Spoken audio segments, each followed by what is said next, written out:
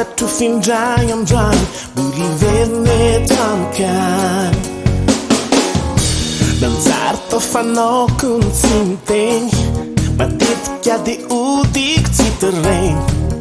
fantatro findray androany mbola Miverin'Eto amikany iny tokako iny mbala lovy kely andre lazao azy ty mbola miandry azy fone azalazaina za tantarana miala elo ao anatiko tongady tsory azy fotsiny izy ono hoe mbola tokapo tsy mbola tapitreto ny fotoana andasako izy amle fond aleo aloha ny foko mba hitony androany zaho tsy alahelo na ko hitomamy hoavy sy nampito tsy takatro zaho mbola eto aloha no fantatro aleoko mangina aleoko mitsomona iandry anazy aho iandry fona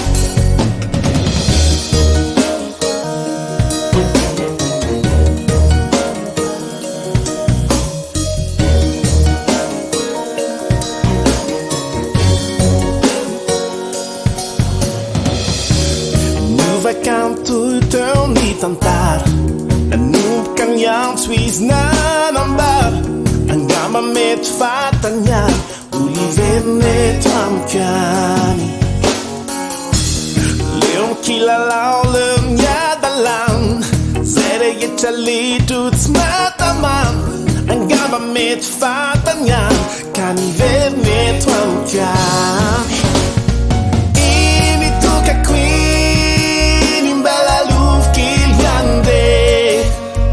lazao azy fantiny ty mbola miandry azy fone azalazaina za tantaraina miala elo ao anatiko tongady tsory azy fotsiny izy ono hoe mbola tokapo tsy mbola tapitreto ny fotoana andasako izy amle fond aloha ny foko mba hitony androany zaho tsy alahelo na ko hitomamy hoavy sy nampito tsy takatro zaho mbola eto aloha no fantatro aleoko magnina aleoko mitsomona iandry anazy aho iandry fona tsy mbola tapitreto ny fotoana andasako izy amle fond leo aloha ny foko mba hitony androany zaho tsy alahelo na ko hitomany hoavy sy nampito tsy takatro